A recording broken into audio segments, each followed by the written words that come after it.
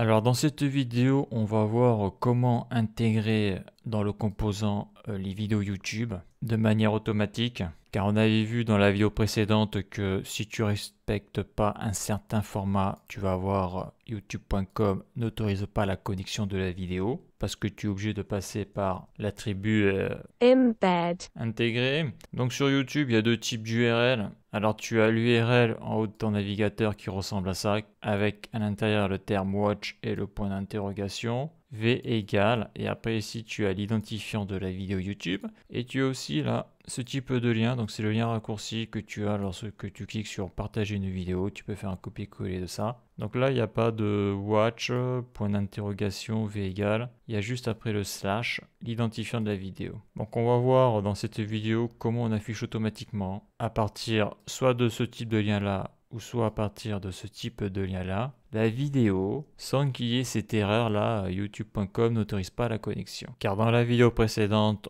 j'avais fait le composant pour afficher les vidéos YouTube, mais malheureusement, il y a certaines choses à respecter pour que ça fonctionne comme ici là. Donc c'est ce que l'on va voir maintenant.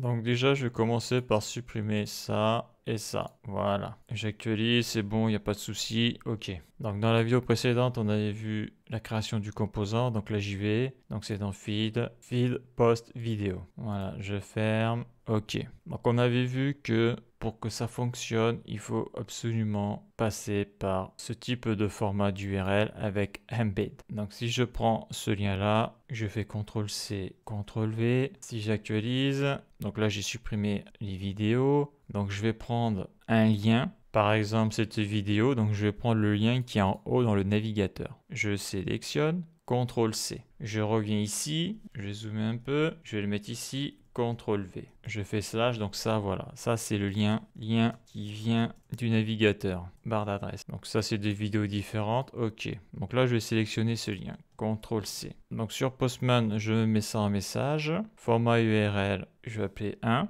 Et je vais mettre le lien de la vidéo ici. Voilà, j'envoie. Donc si je retourne sur le site, j'actualise, on voit que ça fonctionne. Mais le problème, c'est que là, le lien n'est pas dynamique. Donc il va falloir rendre ce lien dynamique. Déjà, je vais modifier ça pour que ça arrête de déborder, 400. Et je vais lui mettre 225. Voilà, maintenant ça rentre dans le cadre, super. Donc pour rendre l'adresse dynamique, on est obligé de laisser ça, hein, comme on l'a vu, sinon ça ne marche pas. Donc ça, c'est pour le contrôle. C'est-à-dire que là, si j'appuie sur le bouton, là, on voit que je n'ai pas les boutons pour contrôler le lecteur. Donc si je supprime ça, donc ainsi que le point d'interrogation, si je reviens ici, on voit que maintenant j'ai accès aux boutons du volume, marche arrêt, etc.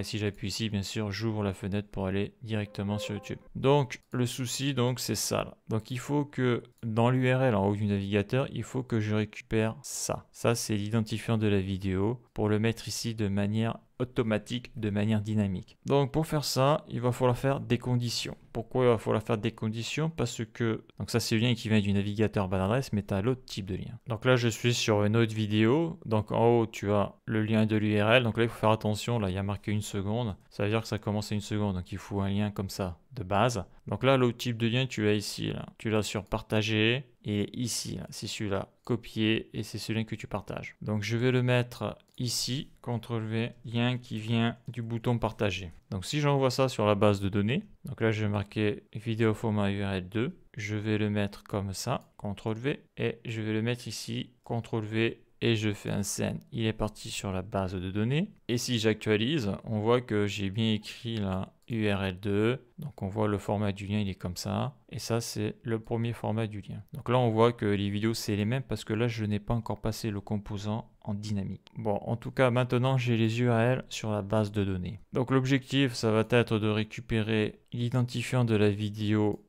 du lien qui vient du navigateur, de la barre d'adresse. Et si la personne envoie ce type de lien là, donc là pour le moment je ne l'ai pas fait, le composant pour envoyer le lien d'une vidéo, mais ça sera la suite des épisodes. Donc il faut aussi que si la personne colle un lien comme ça, il faut pouvoir récupérer l'identifiant de la vidéo. Donc ça là, c'est l'identifiant de la vidéo et ça, c'est l'identifiant de la vidéo. Donc il y a deux cas possibles. Donc ça, je vais le supprimer. Donc déjà, la première chose qui va être dynamique, c'est ça. Donc ça, je le supprime. Là, je vais y mettre le dollar, les accolades. Donc là, ça marche pas parce que ça, bien sûr, il faut le mettre entre backticks. Je sélectionne tout ça, Alt-G, touche 7, espace, nul. Et là, tu es dans le GSX. Donc pour que ça fonctionne, il faut que tout ça, ça soit dans des accolades. Voilà. Donc j'ai marqué nul pour pas qu'il y ait d'erreur, mais c'est pas nul que je vais y mettre. Là ici, ce que je vais y mettre, c'est un state. Et pourquoi je mets un state et pas une variable basique? Parce qu'il va falloir que je crée des conditions. Et quand la condition sera remplie, eh bien j'enverrai la donnée dans le state. Donc là, je crée mon state. Const, son nom c'est ID de vidéo. Donc set égale useState, je l'importe.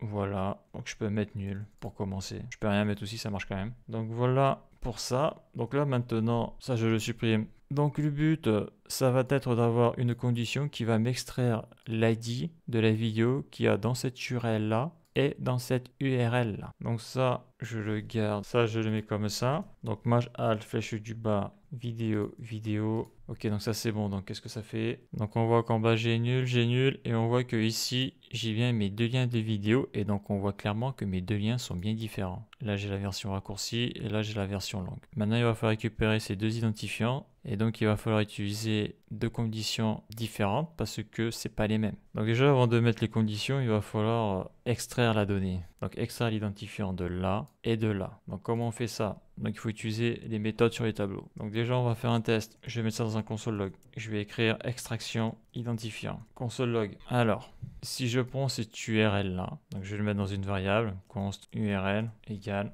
je sélectionne CTRL-C, CTRL-V, je mets double quote, et si j'écris URL, on a ça. Je vais tout en bas, extraction identifiant, voilà mon URL actuellement. Donc l'objectif c'est extraire l'identifiant de la vidéo et l'identifiant de la vidéo et après le égal. Donc on sait que en JavaScript, il y a une méthode qui est split qui va me permettre de couper une chaîne de caractères et ça va me couper la chaîne de caractères. Par exemple, là je vais le faire au égal. Donc là je fais URL. J'utilise la méthode split et dedans je vais y mettre le égal. Donc là ça va me retourner un tableau avec plusieurs données à l'intérieur. Donc là si je vais dans la console, je zoome un peu, on voit que ça m'a retourné un tableau avec deux index. Donc là on voit clairement que ce qui m'intéresse c'est l'index 1. Là j'ai l'ID de la vidéo. Donc là ce que je fais c'est un tableau et je mets 1. Donc là je viens de sélectionner l'identifiant de la vidéo. Là j'ai sélectionné l'identifiant de la vidéo. Sachant que mon URL viendra bien sûr des props. Mais là pour le test je monte ça comme ça. Donc j'ai mon identifiant, super. Mais si je mets l'autre URL, on voit qu'il n'y a pas de égal. Donc si je fais CTRL-C, CTRL-V, ça va mal se passer. Et j'ai undefined. Et si on a undefined dans une condition, le résultat, ça sera false. Donc ce code-là me permet d'extraire l'ID de la vidéo que pour ce format-là d'URL. Donc là, je fais CTRL-Z. Si je veux extraire maintenant l'ID de ce type d'URL-là, ça sera un autre code. Donc là, je vais marquer extraction identifiant URL 1. Car sur Postman, le 2, j'avais mis l'autre. Ok. Donc maintenant, on va faire l'autre. Je vais faire un console log. Là, je vais faire un CTRL-C, CTRL-V. Et là, je vais faire l'extraction de l'URL 2. Console log. Donc là, je vais toujours prendre URL, CTRL-C, CTRL-V. Donc je vais toujours splitter. Sauf que là, ça va plus être sur le égal. Ça va être sur le slash. Donc je mets slash pour le moment. Donc là, si je reviens ici, on voit que j'ai ça, on voit que j'ai 4 index, mais là je suis sur l'ancienne URL. Donc j'ai HTTPS, j'ai rien, j'ai YouTube et j'ai ça. Donc bien sûr, c'est pas la bonne URL, donc je vais faire un CTRL-C, un CTRL-V, je reviens ici. Donc là c'est plus intéressant, donc là j'ai mon bon format de vidéo. Donc pour lui il y a un espace ici, alors je regarde. Ouais, alors pour lui il y aura un espace, ok.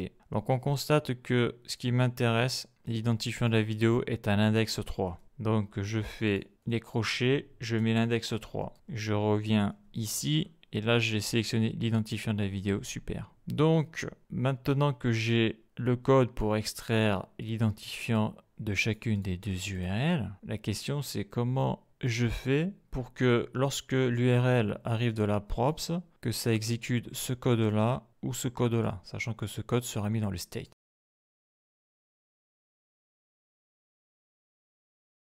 Donc déjà, si tu appliques la méthode split avec une demande de couper à égal sur cette URL-là, tu vois qu'il n'y a pas d'égal. Donc tu auras undefined. Donc là, je vais créer une condition qui va contrôler donc le résultat de ça. Et si je n'ai pas undefined, eh bien je pourrais mettre à jour le state. Donc là, le souci, c'est que on voit que sur ce lien-là, il n'y a pas de égal. Ok. Par contre, sur ce lien-là, tu as un égal. Mais aussi, tu as un slash. Et sur ce lien-là, tu n'as pas de égal, mais tu as le slash. Donc ça veut dire qu'il faudra d'abord tester en premier le égal. Parce que s'il y a un égal, ici, il n'y en a pas. Donc je vais récupérer l'identifiant ici, je vais directement le mettre dans le state, c'est terminé. Par contre, s'il n'y a pas de égal, si je mets cette URL-là, il y aura ici un undefined. Alors tu passeras à cette URL-là. Et donc là, comme il n'y a pas de égal, il y a un slash, je vais récupérer cet identifiant-là. Donc l'ordre est extrêmement important. Donc c'est comme ça que j'ai fait et ça marche très bien. Donc ça, c'est la première chose à savoir. La deuxième chose à savoir, c'est que quand tu fais ça, ça doit être fait au montage du composant et qu'une seule fois. Donc la condition, tu es obligé de la mettre dans un use effect, car sinon tu auras l'erreur classique du débutant que j'ai eu d'ailleurs, qui est error too many re-renders. Error. Too many re-renders. React limits the number of renders to prevent an infinite loop. Voilà, donc celle-là, c'est une erreur classique. Trop de nouveaux rendus. React limite le nombre de rendus pour éviter une boucle infinie. Donc quant à ça, eh bien, ça veut dire qu'il faut, dans ce cas-là, mettre ça dans useEffect. Donc là, eh bien, je vais mettre useEffect pour faire ma condition, parce que sinon, ça va planter. Donc après, je mets la fonction, j'ouvre les crochets, je mets le tableau de dépendance qui permet à useEffect de surveiller si la variable a bougé ou pas, et si elle a bougé, d'exécuter le code qui est à l'intérieur. Bah là, mon tableau de dépendance, il va me le demander, je vais le faire maintenant. Bah, ça va être au pire la props, c'est-à-dire quand une props arrive, il faut que le code qu'il y a dedans soit exécuté. Donc après au montage du composant, quoi qu'il arrive, il sera exécuté qu'une seule fois. Donc est-ce que c'est utile de le mettre? J'ai envie de dire non, mais il risque de le demander. Donc j'ai dit que en premier, il fallait contrôler cette URL là, parce qu'elle a le égal. Donc le bon code, il est ici, CTRL-C. Et pourquoi? Parce que l'autre n'a pas de égal. Par contre, les deux ont du slash. Alors,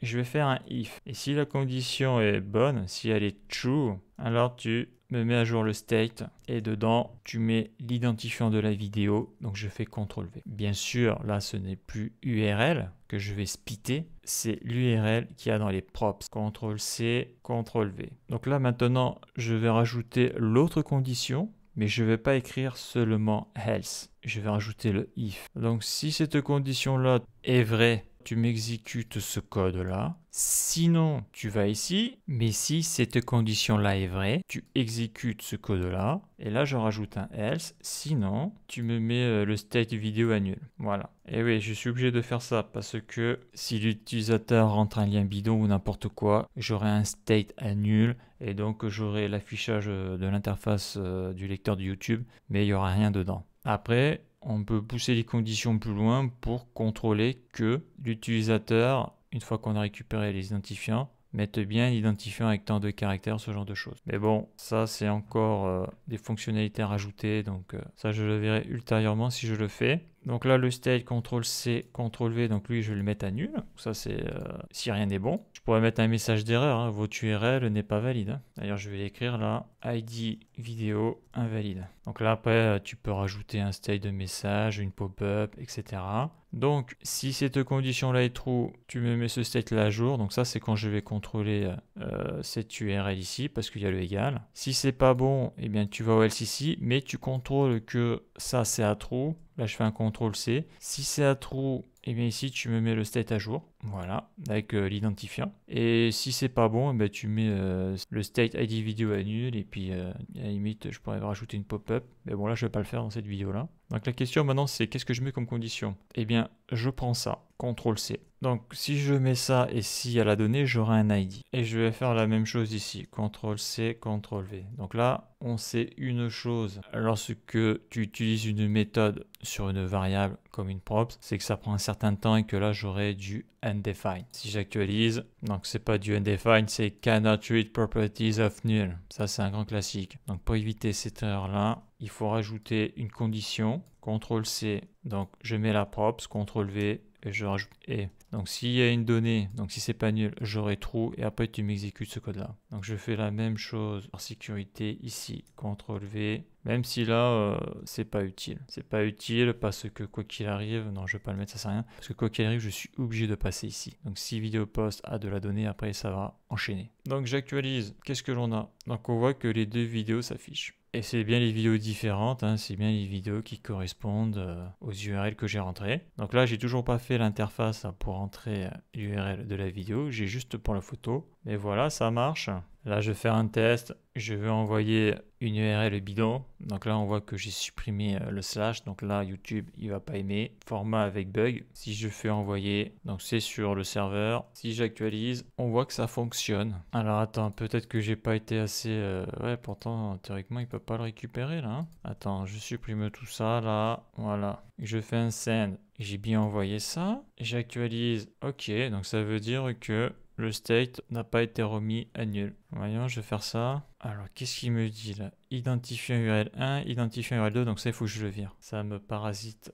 Je désactive. Ok, moi aussi là je suis pas doué là. CTRL-C, CTRL-V, CTRL-V, oui j'étais sur l'ancienne URL. Ouais bon écoute, je vais faire aussi par sécurité CTRL-C, CTRL-V, CTRL-V. Voilà, c'est ça qu'on fait des vidéos. Ouais j'avais changé pour le premier qui est dynamique mais pour le reste c'était pas bon. Donc là théoriquement je ne dois plus avoir de vidéo vu que ce que j'ai envoyé est bidon. Voilà. Donc là je fais suppression, on voit ce que ça fait. On voit que j'ai le lecteur YouTube, si je clique sur lecture, 1 heure c'est produite. Je fais suppression, voilà. Donc tout a l'air de fonctionner. Ici, il me demande vidéo post, donc je peux le rajouter. Je regarde si ça fait pas une boucle infinie. J'actualise. Ouais, c'est bon, super. Donc maintenant que je sais afficher de manière dynamique les vidéos, et ça fonctionne, hein, comme on peut le voir. Ça marche, celle-là aussi elle fonctionne, il n'y a pas de souci. Si je clique sur plein écran, on voit que ça marche pas. Par contre, si je clique sur YouTube, ça me l'ouvre sur YouTube, pas de souci. Là j'ai l'email. Donc tout ça c'est bon, donc dans la prochaine vidéo il va falloir que je rajoute un bouton. Donc je vais récupérer je pense le composant image, je vais le modifier pour pouvoir y coller une URL, par exemple celle-là, CTRL-C, CTRL-V, envoyer, vidéo, envoyer. Car là, voilà, donc ça lui il attend une photo, donc voilà pourquoi il affiche ça. Donc voilà la condition, je vais zoomer dessus. Donc l'URL est transmise dans la props. J'ai un state pour y mettre l'URL de la vidéo. Car ce state là après va me permettre de mettre l'URL ici. Pour afficher une vidéo YouTube, tu as besoin de tout ça ou sinon YouTube le détecte, ça lui plaît pas. Et la condition pour récupérer le bon identifiant de vidéo suivant le type d'URL que tu envoies, eh bien c'est ça. Donc je constate que ça fonctionne, on verra si plus tard il y a des bugs. Donc la suite dans la prochaine vidéo.